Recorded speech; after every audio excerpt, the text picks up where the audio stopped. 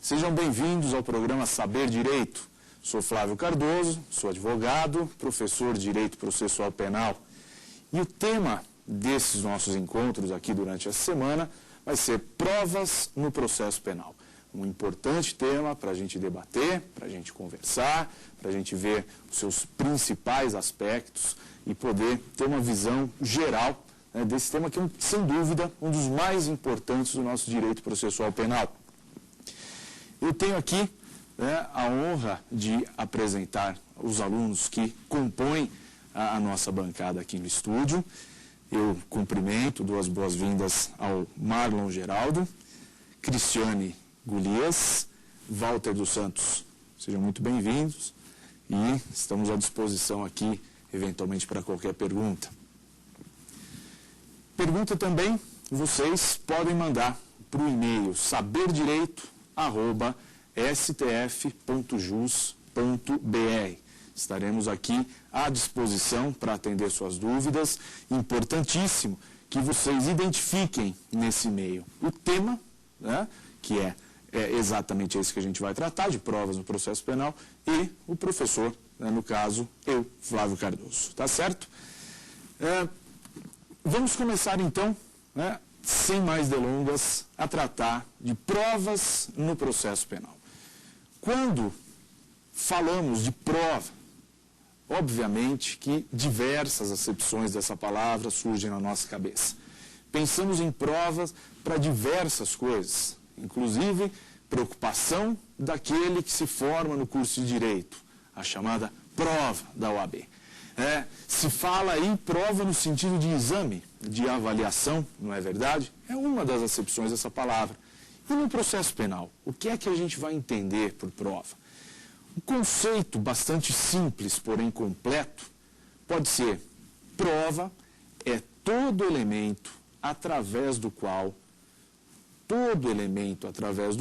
se procura demonstrar a existência e a veracidade de um fato. Vejam só, todo elemento através do qual se procura demonstrar a existência e a veracidade de um fato. Vamos pensar no seguinte: para que existe o processo? Para que existe o processo penal? Vamos voltar para o seu nascedouro, para aquilo que vai motivar, vai gerar um processo criminal, que é a prática de uma infração penal. Um crime foi praticado, o que é preciso? É preciso se identificar o autor da conduta criminosa e, se for o caso, puni-lo. É isso que a sociedade espera, não é verdade? Quando a ordem social é abalada, é desestabilizada pela prática de um crime, a sociedade quer que o responsável por esse crime seja punido. Então, vai nascer aí aquilo que a gente chama de persecução penal.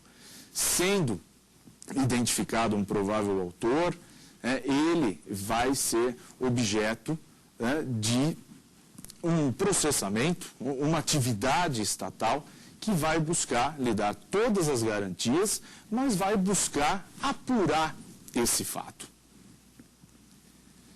Exatamente quando nós falamos nessa apuração, é que vai aparecer a prova, de acordo com aquele conceito que a gente acabou de falar. Quando vai se apurar um fato criminoso, é preciso reconstruir esse fato. E na reconstrução desse fato, outros fatos vão surgir, afirmações vão ser feitas, e aí é preciso o quê? É preciso se demonstrar que esses fatos, que essas afirmações existem, são verdadeiras. Aí é que entra, então, a prova, de acordo com aquilo que a gente falou nesse início de conversa. Então, quando eu tenho um elemento que vá demonstrar que um fato é verdadeiro, que uma afirmação, até mesmo uma afirmação é verdadeira, que ela existe, eu tenho aquilo que se chama de prova, numa acepção aqui dentro do processo. No nosso caso, processo penal. Daí, então, que a gente já vai partir por um novo conceito. Qual é a finalidade da prova, então, de acordo com o que nós estamos falando?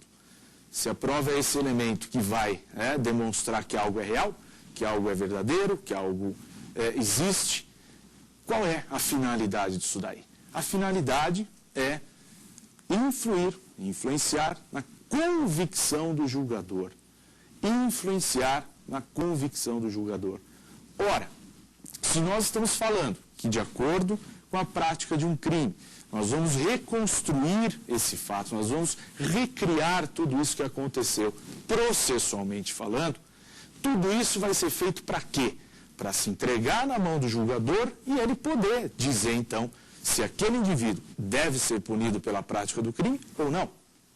Então, nessa atividade aí, qual é a finalidade da prova? Exatamente dar essa convicção, auxiliar, influir nessa convicção do julgador, para que ele possa, então, ter em mãos os elementos necessários, né, para proferir a sua decisão com convicção, né, de acordo com aquilo que ele julga certo, de acordo com aquilo que lhe parece o mais próximo da realidade. Ok? Muito bem. Ainda nesses conceitos introdutórios a respeito de prova, cumpre também dizer o que a doutrina chama de elemento de prova. É muito comum a gente encontrar essa expressão em meio aos livros, em meio até mesmo na prática forense, o que seria o elemento de prova. O elemento de prova é aquele elemento em que reside a convicção do julgador. Podemos dizer assim genericamente, elemento de prova é aquele elemento em que reside a convicção do julgador. Veja, prova é a maneira, é o elemento através do qual eu vou demonstrar que algo existe. Elemento de prova é a prova produzida propriamente dita. É exatamente isso, não é? Quando eu tenho no processo o depoimento de uma testemunha, quando eu tenho uma perícia, quando eu tenho o interrogatório do réu, e o juiz se utiliza desses elementos para formar sua convicção e julga de acordo com eles, eu tenho então os elementos de prova. Mais um conceito introdutório para a gente se basear. Além, vamos para mais um. O que seria meio de prova? Já falamos da prova em si, da sua finalidade, dos elementos. O que seria o meio de prova? Muito simples. Meio de prova é aquele meio, é a maneira através da qual a prova é colocada no processo. Certo? O meio, a maneira através da qual a prova é colocada no processo. Ora, eu disse agora há pouco que elemento de prova é o depoimento de uma testemunha. O juiz se baseou no depoimento dessa testemunha para formar sua convicção, para ter certeza daquilo que aconteceu. Qual é a maneira de se levar o depoimento da testemunha até o processo? É a prova testemunhal. A testemunha, a prova testemunhal é um meio de prova, assim como é a perícia, assim como é o interrogatório, assim como é a confissão e tantos outros que a gente vai ver aqui nas próximas aulas. Então, meio de prova, que é disciplinado no código, que é enumerado no código, é aquela maneira através da qual a prova é colocada no processo. Temos ainda a fonte de prova. Vejam quantos conceitos ainda nessa fase introdutória da nossa conversa. Fonte de prova. O que é fonte de prova? É o local, vamos dizer assim, a pessoa, a coisa de onde deriva a prova, de onde pode se extrair a prova. Fonte, como o nascedouro mesmo, exatamente aí. Então, o acusado, dependendo do que ele falar no processo, pode ser considerado uma fonte de prova. O juiz, então, vai se basear naquilo que ele disse e daí teremos um elemento de prova que vai amparar a convicção e o julgamento. Questão importantíssima nessa esteira de conceitos. Qual é o objeto da prova no processo penal? Bem, já vimos o que é elemento, o que é meio, quais as fontes, Agora, qual é o objeto da prova?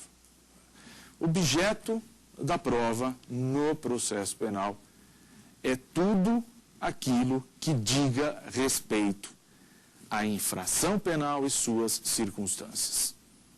Tudo aquilo que diga respeito à infração penal, à prática da infração penal e suas circunstâncias. Ora, mas isso é muito genérico.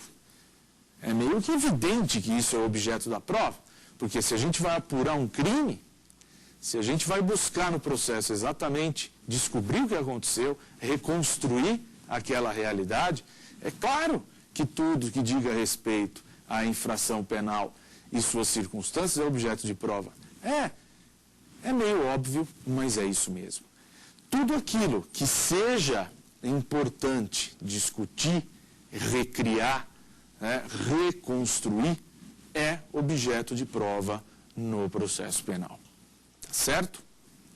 Daí que algumas coisas, alguns fatos, obviamente, não vão interessar o processo, não vão ser objeto de prova. Por exemplo, fatos insignificantes. Se eu tenho algo que seja absolutamente insignificante para a apuração daquele crime, eu não vou fazer prova dele, ele não vai ser objeto de prova, tá certo? É assim que a gente vai ver. Agora, outros fatos eles não são tão óbvios assim. E aí então a doutrina fez o quê? Disciplinou e nos trouxe aí também uma enumeração, uma classificação daqueles fatos que não vão ser objeto de prova. Quais são eles? Vamos ver? Primeiro, os fatos chamados axiomáticos. Fatos axiomáticos. Nossa, que nome horrível, não é? Para que usar esse nome? Para dizer uma coisa muito simples. Fatos axiomáticos são os fatos evidentes. Aqueles que são de conhecimento geral. É evidente, eu não preciso provar por conta da sua evidência. Não é verdade? Nessa esteira, se eu tiver que provar que alguém morreu, estando esse alguém carbonizado, por exemplo, é necessário fazer essa prova? Eu vou dizer que eu vou precisar analisar porque a gente precisa fazer prova de que essa pessoa morreu. Poxa, mas está carbonizado. É evidente que essa pessoa está morta. Um esquartejamento. Professor, mas falando desses exemplos aí, nós estamos na área penal, meus amigos. Exemplo de área penal sempre vai envolver coisa desse tipo, não é verdade? Pois bem, um esquartejamento. Precisamos fazer prova de que ele morreu. Será? Ou é evidente que essa pessoa está morta? Então, os fatos axiomáticos, eles não dependem de prova. Por quê? Porque são evidentes. Essa é a realidade. Tá certo? Também, em segundo lugar, independe de prova, não são objetos de prova, os fatos notórios. Fatos notórios. Algo que seja notório, também de conhecimento geral, não precisa ser provado. É preciso, sei lá por que a gente precisaria disso no processo penal, mas a título de exemplo, é preciso provar, fazer prova de que no dia 25 de dezembro comemora-se o Natal? É preciso fazer prova que o Brasil já foi um império? É preciso fazer prova